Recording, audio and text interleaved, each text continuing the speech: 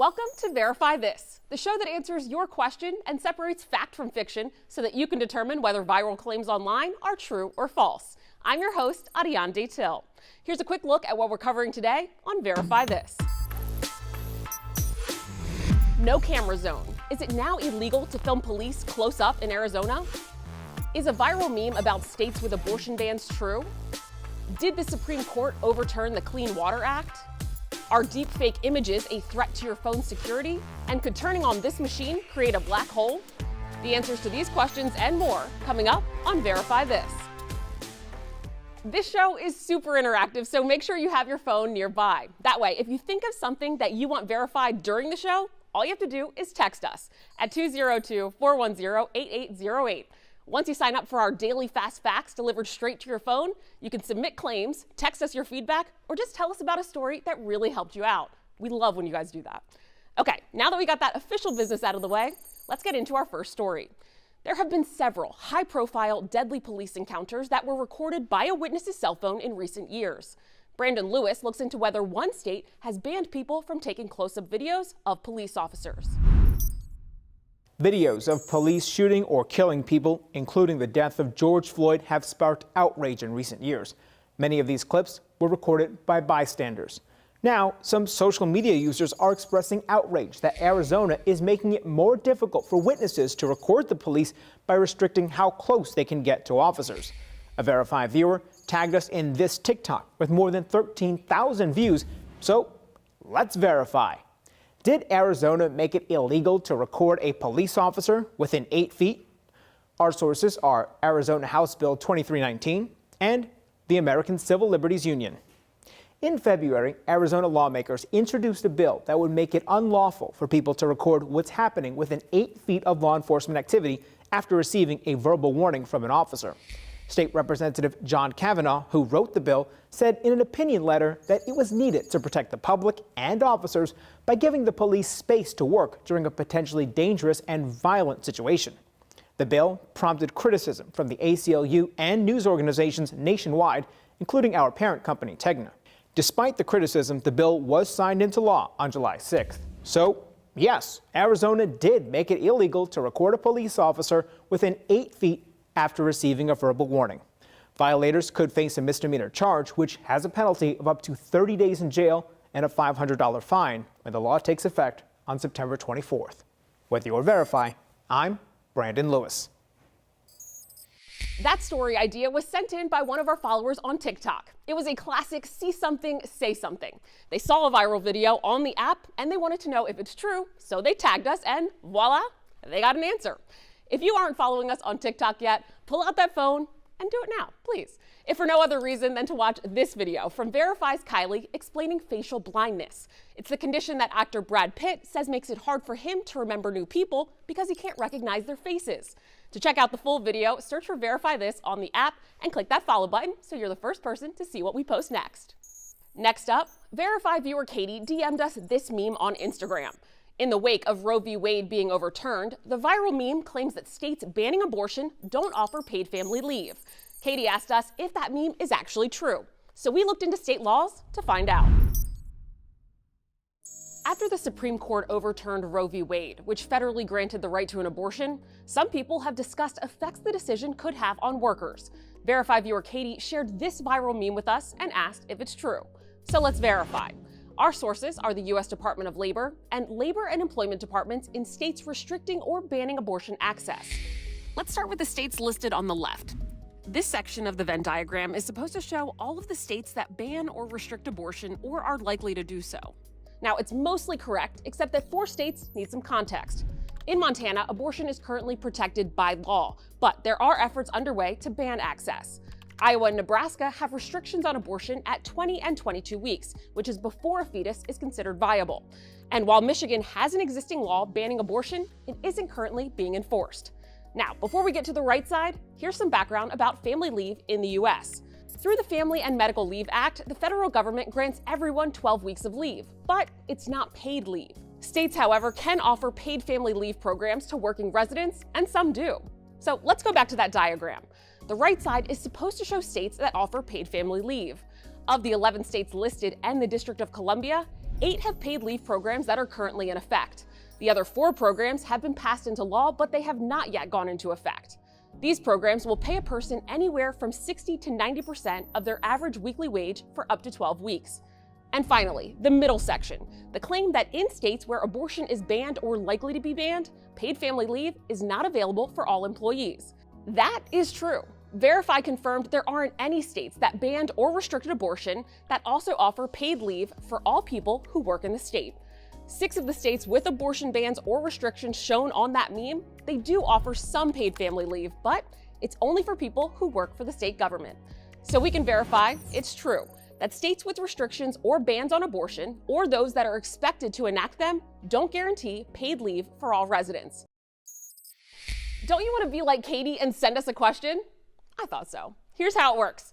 If you see something that you want verified, just send us a text at 202-410-8808.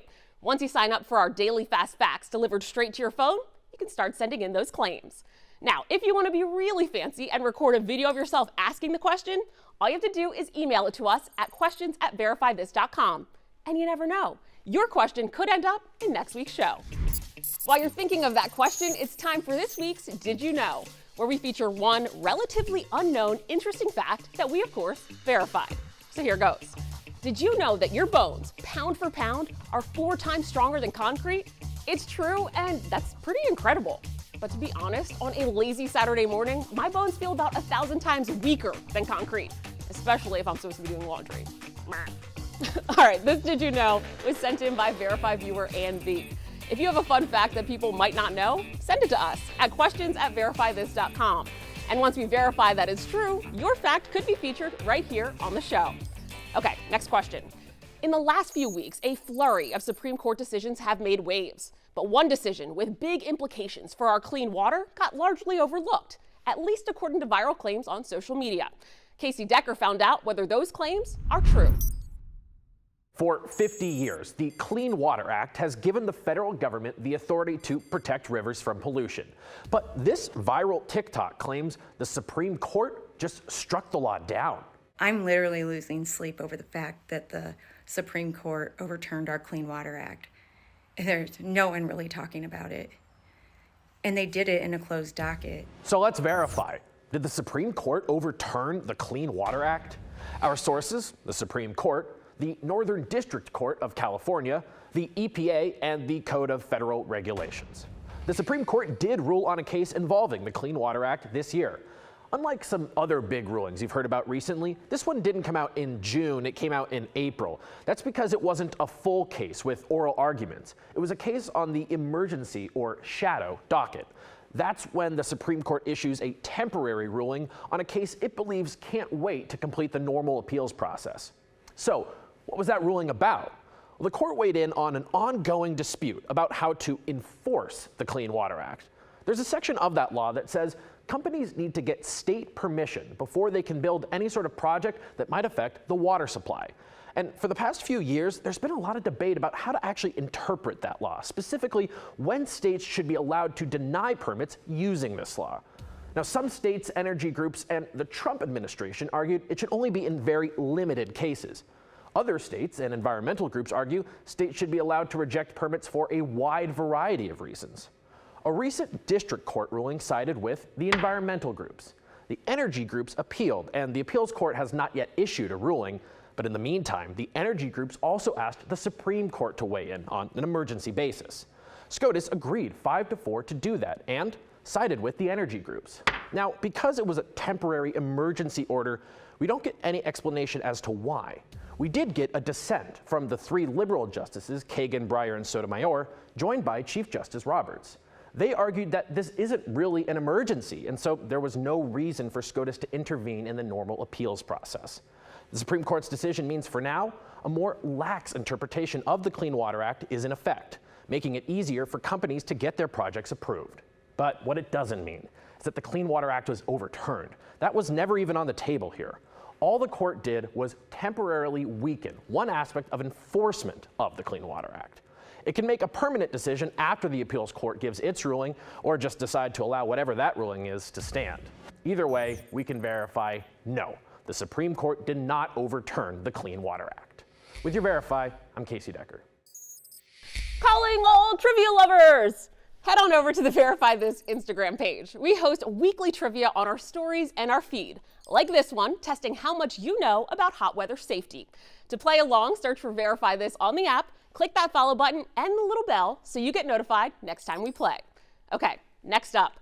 Deepfakes. They're manipulated images or videos that alter a person's body or face. And recently, they're getting more popular and more sophisticated. Brandon Lewis looked into whether they can be used to trick facial recognition software and unlock your phone. Here at Verify, we've shown you some pretty sophisticated deepfakes. There was this fake video of Tom Cruise jumping over Keegan-Michael Key. Just wanted to jump in and wish you luck. And more nefarious deepfakes, like this one that falsely shows Ukraine President Volodymyr Zelensky urging citizens to surrender to Russia. Now, some people online are claiming a deepfake can unlock a personal device, like a cell phone. So, let's verify. Can a deepfake unlock a phone that uses facial recognition? Our sources are Apple, Samsung, Google, and Sui Liu, director of the UB Media Forensic Lab at SUNY Buffalo. When you set up the ability to unlock your phone with your face, you're essentially teaching the phone what you look like.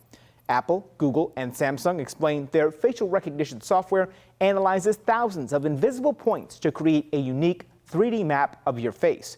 This is why the software won't unlock if someone shows your phone a 2D picture, but it will unlock when you're wearing sunglasses or a hat. Today's deepfakes are realistic, but are only 2D fake images or videos of a person, not a 3D, meaning the deepfake of Tom Cruise can't unlock Tom Cruise's cell phone. And that three-dimensional information is what deepfake algorithm currently cannot recreate. So, no, a deepfake cannot unlock a phone that uses facial recognition because it's not a 3D image. With your Verify, I'm Brandon Lewis. With deepfakes becoming more sophisticated, it can be really hard to tell what's real and what's not. So our team put together a guide on how to spot a deepfake. To check it out, go to our website, verifythis.com, and search how to spot a deepfake. And while you're there, you can look through all the deepfake images and videos that we've recently fact-checked. Next up, Stranger Things isn't real, and neither are claims that this very fancy machine, called the Large Hadron Collider, could open up a portal to another world or cause a cosmic black hole. Sorry to spoil the fun here, but here's what the machine can do. Could turning on this machine create a black hole? This is the Large Hadron Collider, one of the largest particle accelerators in the world, operated by the European Organization for Nuclear Research, known as CERN. On July 5th, it was powered up after a 3-year upgrade and maintenance hiatus. The news prompted conspiracy theories to spread online, with people speculating what might happen after the machine was turned on. Verify viewer Wilson emailed to ask if CERN's Large Hadron Collider can open up a cosmic black hole. So let's verify. Our sources are CERN, the U.S. Department of Energy, NASA, and Dejan Stojkovic, a physics professor with the University of Buffalo. According to NASA, cosmic black holes form in space when stars much bigger than the sun collapse on themselves. The result is, quote, gravitational field so strong that nothing, not even light, can escape, and a gravitational pull so powerful that it can pull in nearby material and, quote, eat it. The CERN LHC can't create a cosmic black hole, but here's what it can do. According to the U.S. Department of Energy, a particle accelerator speeds up the smallest known particles, such as electrons or protons, to very high energies, which, according to CERN, allows researchers to study what happens and potentially gain insights into fundamental laws of nature. Physics professor Dejan Stojkovic told Verify in an email that current technologies aren't capable of creating a cosmic black hole, adding, quote, we need an accelerator as big as the whole universe to do that, so we should either improve our technology drastically or we should build a bigger accelerator, unquote. So we can verify, no, CERN's Large Hadron Collider particle accelerator can't create a cosmic black hole. But let's play devil's advocate for a second. If a cosmic black hole were created when CERN turned on that machine, Stojkovic says surrounding material would fall into that black hole until the whole Earth was swallowed. But that's clearly not what happened. Instead, this is. Scientists identified 3 never-before-seen particles. Okay, it's time for one last Did You Know before we go. Did you know that it's impossible to hum while plugging your nose? Let's try it out together. See what I mean? If you like that Did You Know, sign up for our daily newsletter. It has a new Did You Know every day, as well as 3 fast facts and more of our recent stories. To sign up, go to verifythis.com/email. On behalf of our entire Verify team, I hope you enjoyed our show and you learned something new today. I'm your host, Ariane Till. If you're craving even more fact checks, head on over to the Verify This YouTube page. That's where you can find bingeable fast facts, extended interviews with our experts, and lots of fact checks. And while you're there, don't forget to hit that subscribe button. As always, if there's something else that you want us to verify, just send us a text at 202-410-8808.